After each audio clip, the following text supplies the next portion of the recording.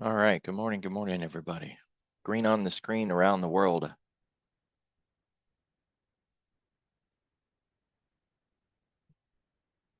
Hong Kong is up the least.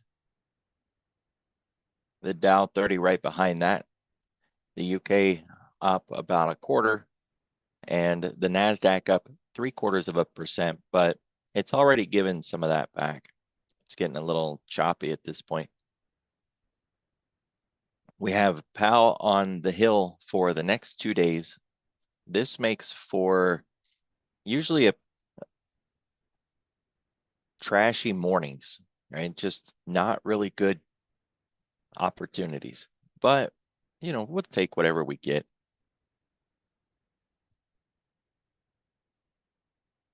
CrowdStrike had earnings last night, and if you didn't see it, I was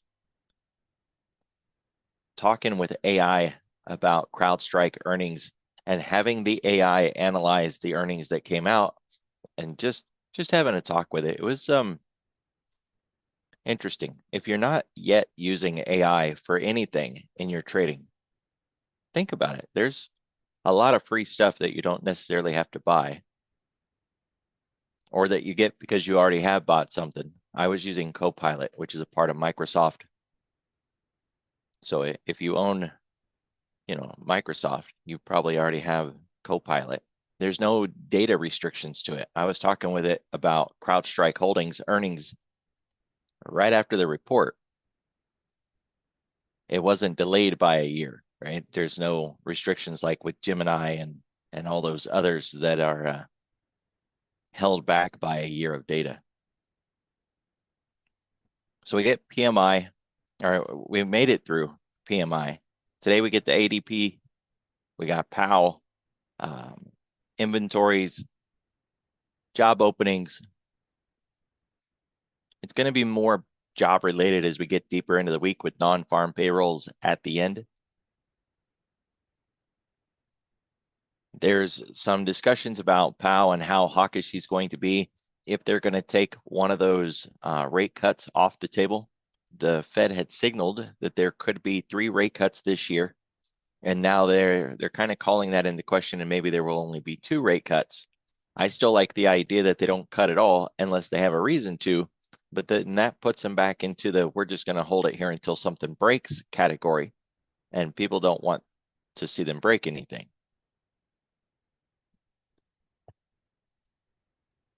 There's still the idea as well that Powell can be as hawkish as he wants in prepared comments, but as soon as he starts just freewheeling it, his answers turn dovish.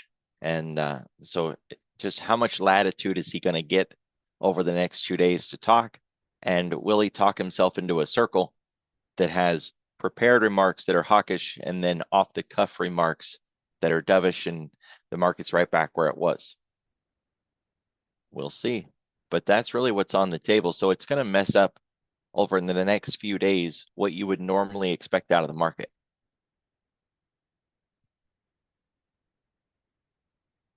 And during all of that, we're going to be getting data out of Europe because they're going to come out with their rate decision on Thursday. That's kind of a big deal, right? It's like our FOMC. So you can imagine it's a big deal. We're going to feel it. They're definitely going to feel it. From the comments that had already come out, it doesn't seem like they're going to cut yet. But there's always that but, right? So one day at a time, we'll just get through today. Tomorrow with Powell is actually going to be a bigger deal than today with Powell. But either way, remember what I've said before, if there's a Fed speaker talking anywhere, we have to be aware because accidents can happen. And of course, deliberate accidents can happen. And then, human nature. And they can just be misunderstood. Reporters can take them and twist their words. The algos can respond to something that wasn't quite meant in a particular way. There's all kinds of things that can go wrong. So at the very least, you just want to be aware of when he testifies and when it ends. You can use something like Finance Juice. It's free. You don't need to pay to have an account here. I have a pro account, but you don't need it. But you do want an account. It's a free thing. You just sign up, get an account. And the reason you want it is because this is a news aggregate service. It gets news from all over the place. If you never sign in, then you have to keep going in and readjusting the settings to eliminate the trash that you don't want to see. But if you get a free account or get a pro account, then you don't have to keep going in there every day and changing the settings. It just remembers where you left it. This way you don't see things like CNN and Fox News and MSNBC. Nobody wants that trash, right? Throw that junk out and then you don't have to worry about it. You'll know that Powell is done testifying because it won't show up in here anymore, right? And usually they'll post a link so you can watch it if you want to watch it live. It's like watching grass grow in the winter. So yeah, if that excites you, then you have nothing better to do. Maybe it's a cure for colic.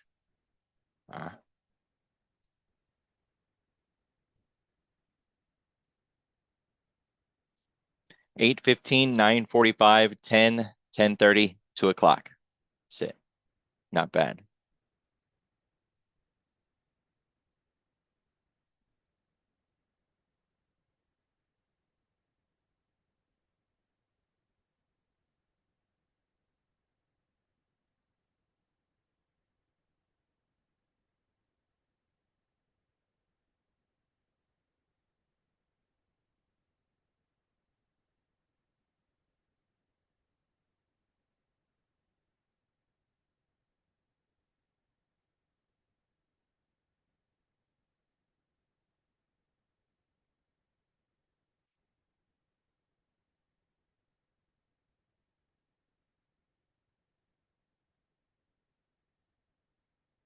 I wasn't able to get the AM of the founder's notes from Spot Gamma, but of course, when they come out, I'll share them. The PM really talked about the volatility trigger getting moved around and the 0 gamma level. Notice the put wall has been brought up a long ways, right? That thing was like all the way down at 4,500 and now it's way up here. So the put wall has been significantly adjusted. That's bearish, by the way, right? It's a bearish behavior. The call wall is still sitting at 52.11. I don't see any reason for them to roll that at this point. Kind of leave that off the table for now. Volume is fine. They're not really sitting out.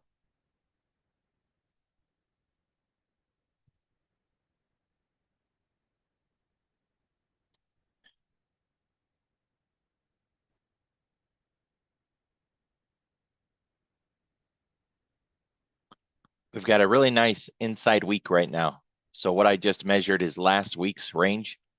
And sure, I mean, we wicked outside of it to the upside. We almost got outside of it to the downside.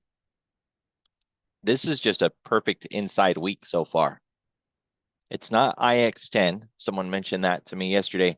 On this time frame on a weekly, we would need 2 inside days after the original, or inside candles, after the original candle was made. So this is the original candle. We need 2 closed candles beyond that for it to be an IX10. If it's just 1 week, it's just an inside week. And the week isn't done yet, so it's a possible inside week.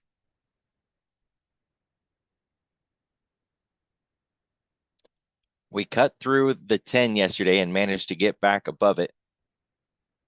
Barely. Kind of got a little close to the 20, but not close enough to call it a hit.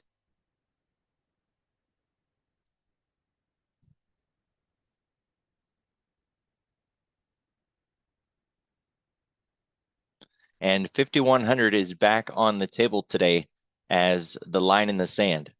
It's already a psychological level. It's a round number. It's all of the things, but it also lines up with the 10-period moving average and the half back if we measure yesterday's range. This is something that I always find hard to get people to grasp. If you're measuring things correctly, it'll line up with something else. Inevitably, it doesn't matter. Unless maybe it's blue skies, right? If something is breaking out into blue skies, there's maybe nothing there to measure. Otherwise, if you measure something in the middle of nowhere, it should still line up with something else. I was having a conversation with somebody yesterday about how far the ES had moved and how it was overstretched beyond most of the tools that we would want to use. And the answer to that is move your tools. Readjust where you're measuring from. It's an odd concept, I know, but the theory is sound. You can measure from anywhere. As long as you find it lining up correctly with other pieces of data, you're good. So just validate your new position and you can measure anything from anywhere.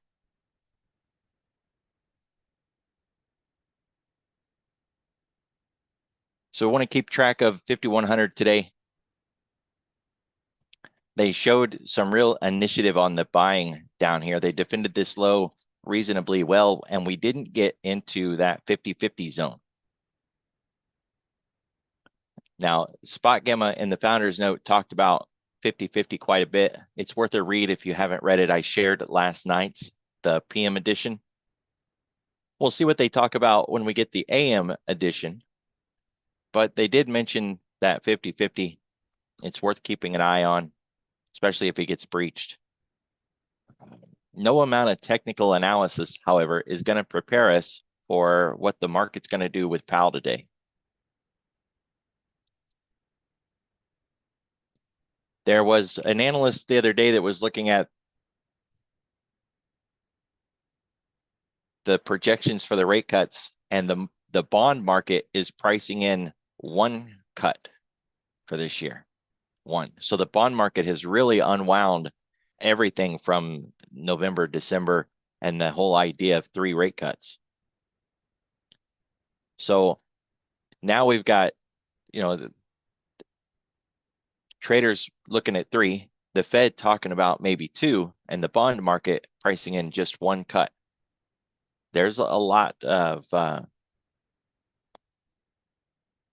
doubt and confusion and misdirection right now. If everything syncs up, everybody agrees, I think we could see this market start to expand again.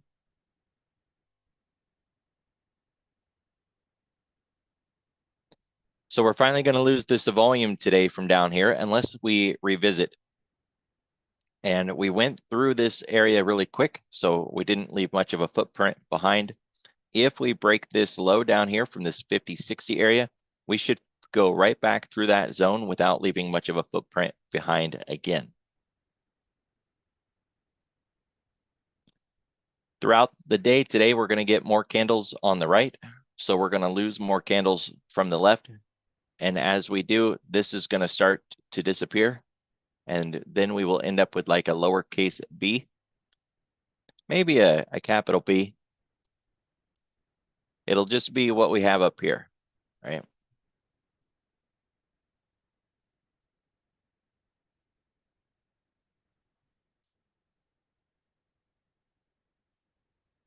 If we can get back into that 5111 area and start building this zone out here, then we could end up with a classic D shape, just your regular bell.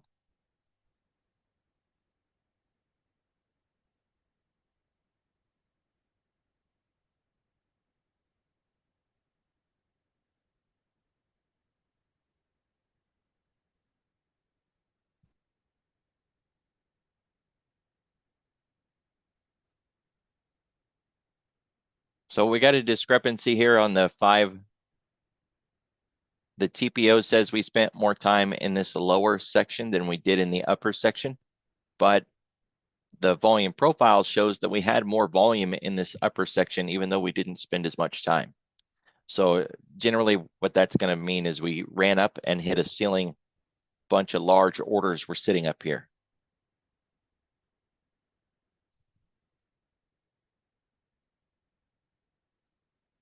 We don't have a TPO to carry forward from yesterday. We've already hit it. So you can see when I drew this one back here, the next day when we opened, or that night when we opened, we traveled farther away from that point of control. It's never been hit since that day closed. That's why it's on the chart.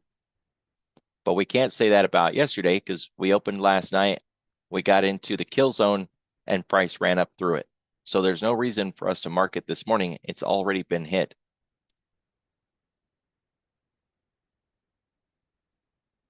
Now the books will tell you that you can carry forward the point of control from yesterday and put it into today's trading. So, you know, if you don't have enough pivot points, there's one. I've got enough. I don't need another one.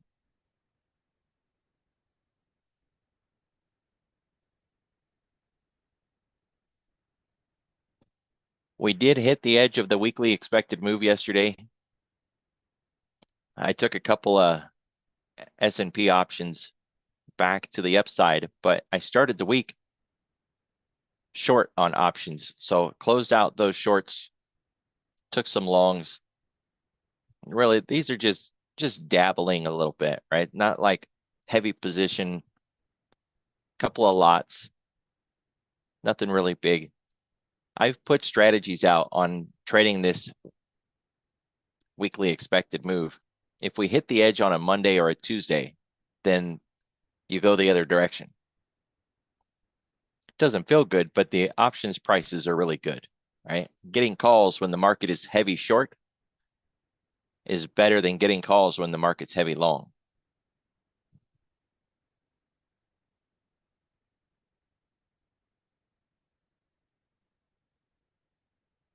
So we're back inside the box. We closed inside the box 70% of the time on any other product, 80% of the time on the S&P. That's the stat. That's what we're supposed to do. But what you want to do is count back. I just use 10 weeks because it's easy math. Count back over the last 10 weeks, not counting the current week. How many times did we end the week on Friday outside of the box? If the answer is more than 2, then we're not holding up our side of the deal on that 80%. When we consistently close outside the box at the end of the week, week after week after week, it's just a warning that things are broke. Something's wrong. The market is mispricing volatility. There's really nothing we can do about it, but it helps us adjust our positions, right? And kind of warns us what we don't want to trade or the kind of tactics that we want to use. So last week we closed in the box, but the week before we closed out, in, out.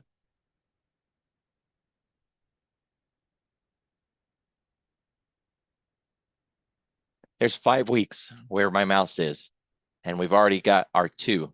Any more outside the box from there, like right here, we're not hitting our 80%.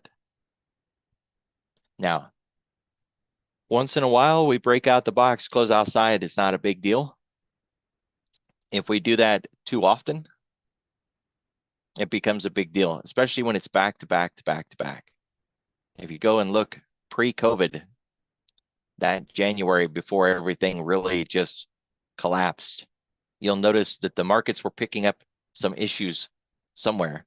Volatility was increasing, and we were breaking outside of the boxes, right? So we don't always know why until later, looking back, that there's something wrong. But it's a nice heads up.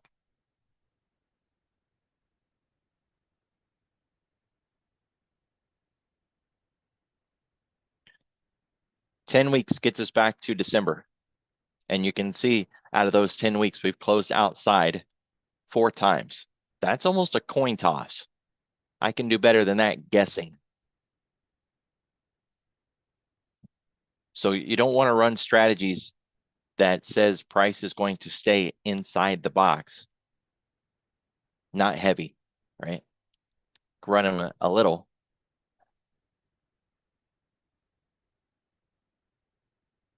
But your butterflies and iron condors in this environment, they're not going to do very good.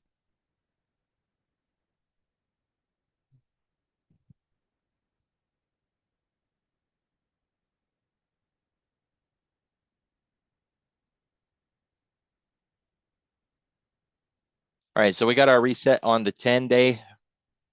We didn't exactly cross under like we did back here, but we got there. We've readjusted, started to work our way back up, and so far everything is holding consistently on the year. But we really haven't had a good move down below in quite a while. All right, since the QRA from November, December, we had a minor dip below the 10, and otherwise we've been holding really good. Between the QRA from January, February 1, right around that time, until May, which is when we're going to get the next QRA, there's only one midpoint to all of that, and it's FOMC in March. So it's on the docket. It's coming up on the 20th, and it's going to be, you know, a little bit of a readjust. If you go back and look at QRA and that midpoint where the Fed gets their FOMC announcement, it can change what we have been getting from one QRA to a next. So when we get QRA like we did back in October and everything was crazy bullish, we ran up. This is where the QRA announcement came in, right there where my mouse is. It ran all the way to January, and then on basically February 1, we got the new QRA, and away we went. In between those, there was a Fed announcement, and nothing changed, and so we just kept on going. But when it does change, it's going to flip everything over, take us the other direction. If we were going down, it would take us up. If we were going up, it'll take us down.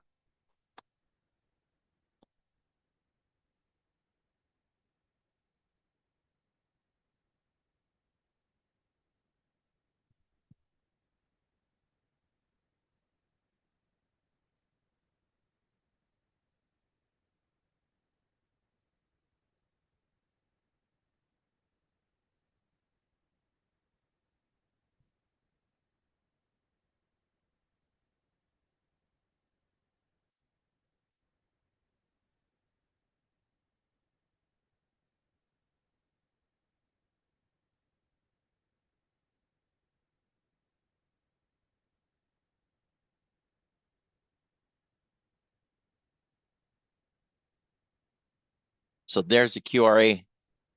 There's the FOMC. Nothing changed, so we just kept right on going into the next QRA. Or flip it over. We were headed to the downside. We got FOMC, nothing changed. We continued heading to the downside into the next QRA. Something changed.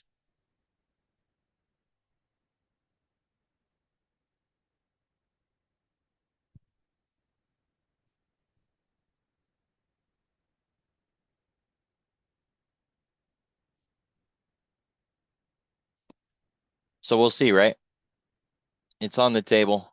It's worth thinking about, but we haven't broke trend. This is just a little bitty pullback, and everybody's still waiting on Powell in Congress and then FOMC. Nothing's changed yet. We don't have an MDP because we've already crossed through the daily pivot point. We're back above the volatility trigger, headed towards the upper ADR half. We're closer to that than the lower one, so base case argument is we're going to go up and hit it. We're underneath the weekly pivot point, which puts us in a bearish posture until we get back above. That always seems to confuse newer traders. If there's no bearish setup, then you don't try to trade bearish, right? You don't just try to go short because we're underneath the weekly pivot. We're bullish above, bearish below. But if there's no bearish setup, because at some point we got to go back,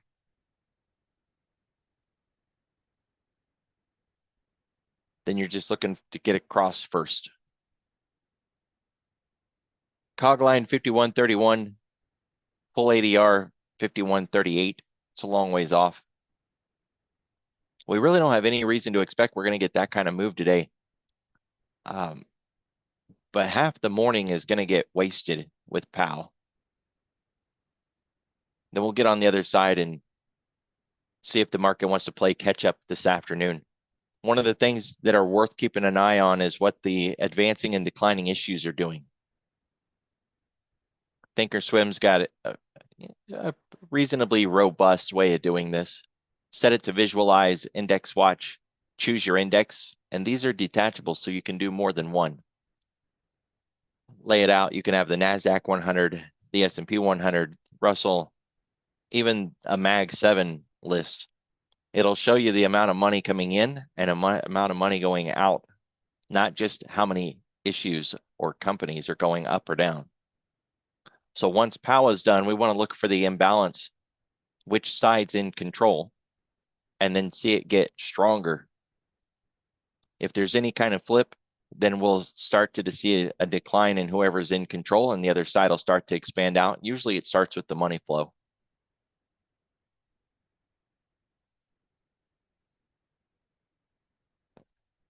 As a part of that AI conversation I was having yesterday with Copilot, one of the things I was asking was,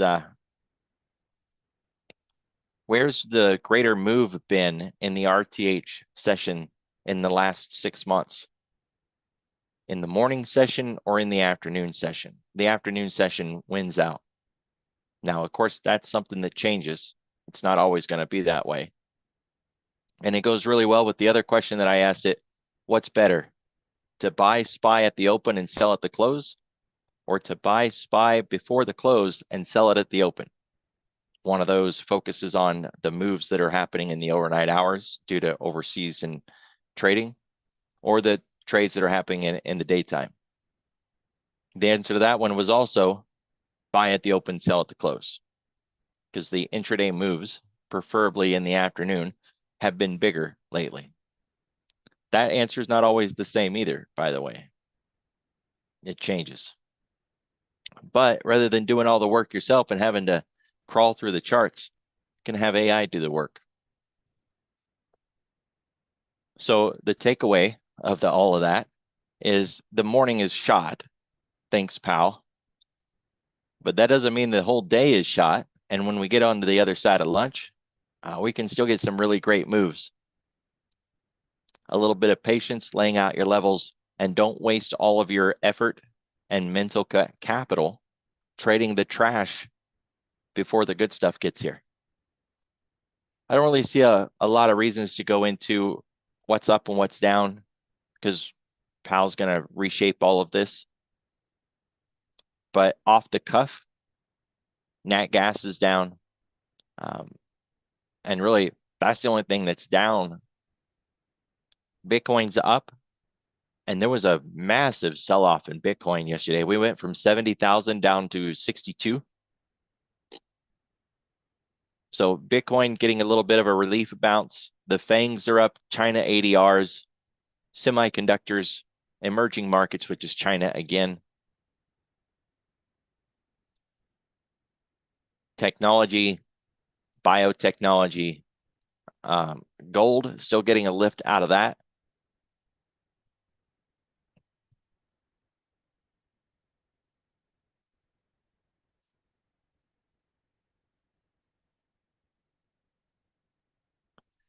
So you kind of see that sell-off. I didn't see it until later in the day. I wasn't watching Bitcoin. But it was a doozy. What got my attention was later in the day, we started to get a lot of semiconductor and Bitcoin options sweeps. That's what got my attention on Bitcoin and brought me back over here.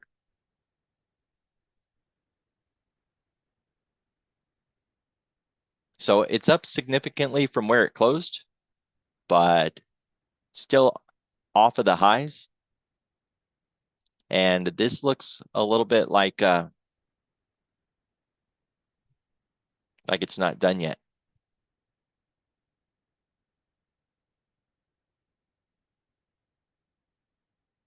This higher high kind of broke things. Otherwise, we would have had a really nice pullback and a lower high and a break of the level to continue the move to the downside. But we got that higher high. So now we got a low better than the previous low. And we got a high lower than the other high. So this is our true first set here.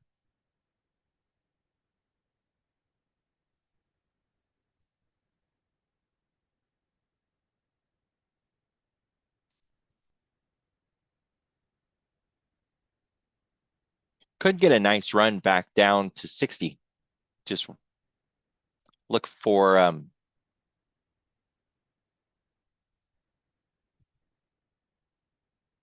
kind of get this cleaned up a little bit. Maybe look for a half back break.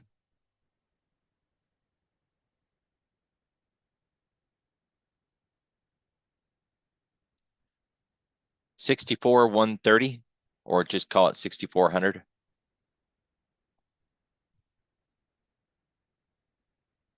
If you want to tighten that up, just use the last push.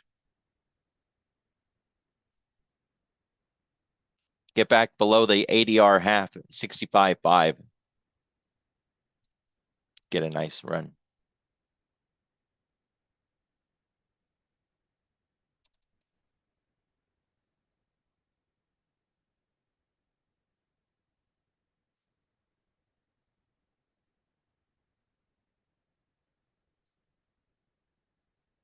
Yeah, all these Bitcoin proxies are up, but they're all already trying to fade back, get the gap closed. None of them had a nice breakout for a continuation. So yeah, I mean, Bitcoin's up, but the proxies aren't looking very good. And for the China ADRs,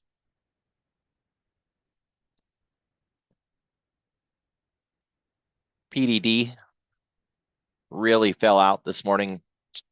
Right now, it's just working on trying to get back to where it was.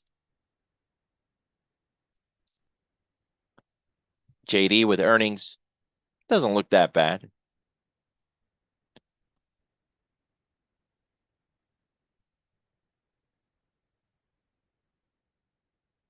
This earnings gets it right up here into this 24.5 zone.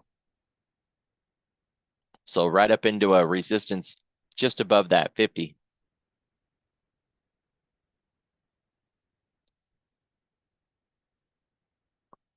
Which it looks like it's struggling with. If it can get above the 50, maybe get above this 24.5, then we could start focusing on some gap closes back here.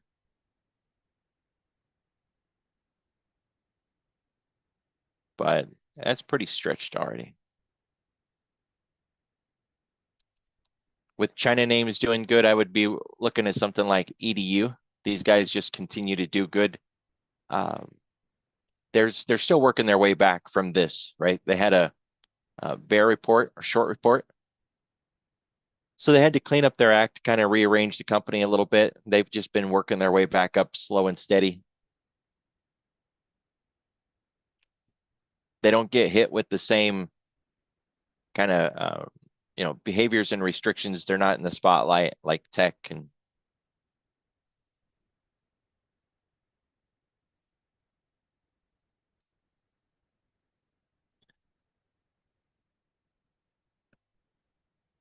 Baidu's working on an inside day breakout. So if we can get above yesterday's high, then we could try to get this gap closed up here. 104 be the target. From 100 to 104. That's not bad.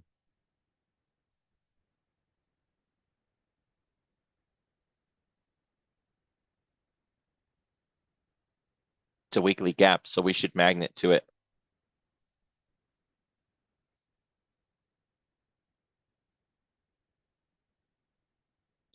Baba's already inside day breakout, so now we just need a breakout on the week, or to get back inside the previous week, I should say. We opened the week at 73, call it 73, 75. So if we can get above where we opened it this week, let's try to get the gap closed. That'll give us back above the 10, and we can focus on all these sellers up here between 76 and 78. These are short-term things, right? Just short duration, intraday trades, maybe an overnight. These are not, it's not time to try to run these things off these lows, right? Bottom fishing kind of plays. It's not time for any of that.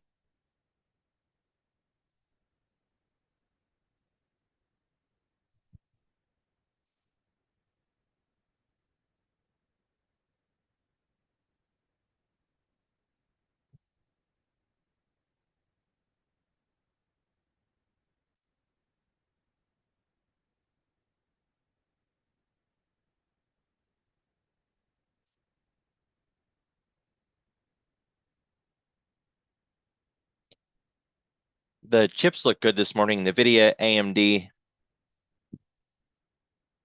Meta was down yesterday. Facebook was down. Went to down detector, and I mean, they had a lot of disrupted service, but they got things turned around. They're already headed back up. This has been a massive run, right? It's got to digest at some point. It looks like 500 is going to be the magic number, even though we did overshoot it a little bit. So what we're watching for here is to see this Facebook get below the 10. Now, you can take it early, but I don't think it's going to give up without a fight. So I'd be looking for another test first, see if it tries to get back up and retest this high. It's worth a watch.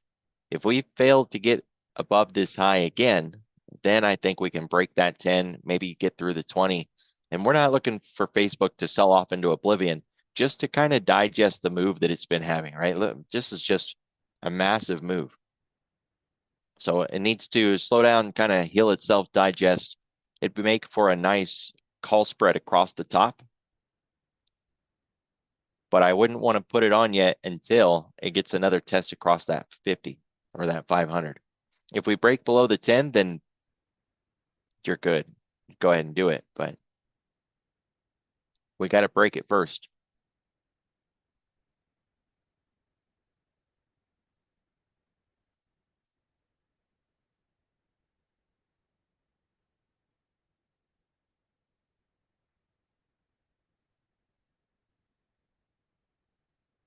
And Google's kind of at that line in the sand at the 200. It's going to lose its healthy status if it gets below that. The trend is already broken if we're using the daily. Just generically, just throw a line without even, you can see I didn't draw that line perfectly, but it's good enough. The line isn't even needed. It broke trend on the daily. But if it breaks and gets below this 200, then it's not just a broken trend. It's straight up bearish. On the weekly, now there's a couple of different ways the analysts are going to look at this. But for the depth of the pullback, unless we count these smaller pullbacks, then we haven't had a solid pullback since 120, and it would have to get back below that before we would consider this broken. But a 50-week is kind of a big deal. I think getting below that would be as bad as getting below the 200-day. And we could get Google down to, say, 120 if we did get that kind of a break.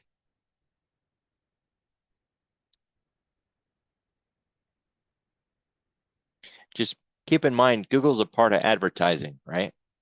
And you got the elections coming up. I know that that's only a fraction of it, but it's just one more piece.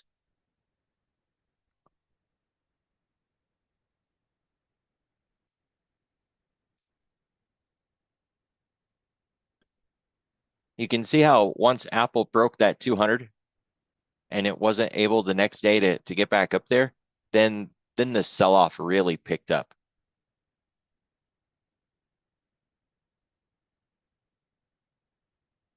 That's kind of the idea with Google. If it can't hold that 200, we're going to see some big moves fast.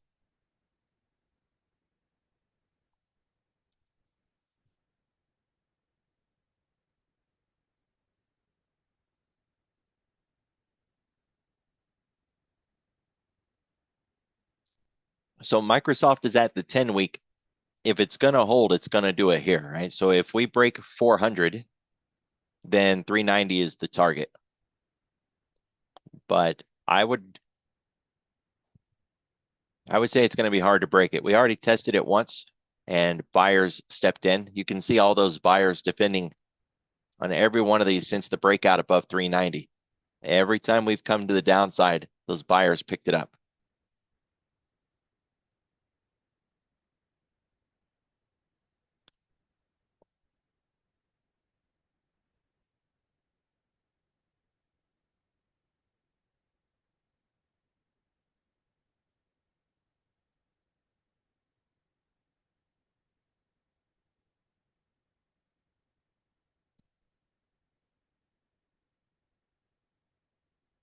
So that's what I got, guys. Watch the visualize tab. Keep your eye on the advancing, declining. After Powell gets out, we'll have enough time in the day at that point, 10:30, 11:30. We'll see where the advancing and declining levels are at. They should already be leaning in the direction the market's going to go. So they'll already be heavily bullish or heavily bearish. And then once he wraps up, we want to see that it starts to increase even more. If it's bearish, say 35, 40%, then we want to see that increase into the 50s plus, right? Maybe into the 60s. If it's really close, 50-50, then let him wrap up and look for one side to really start kicking it off. Yesterday afternoon, Spot Gamma was laying out some examples of where the market just gave up on the S&P, where the options data finally said, nope, that's it. And they started to really hammer those puts to the downside. Until then, we were getting a lot of flow, but we weren't really getting any dominance on one side or the other.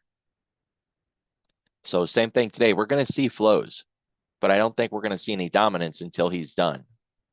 And then look for one side to rule. That's what I got, everybody. Be careful.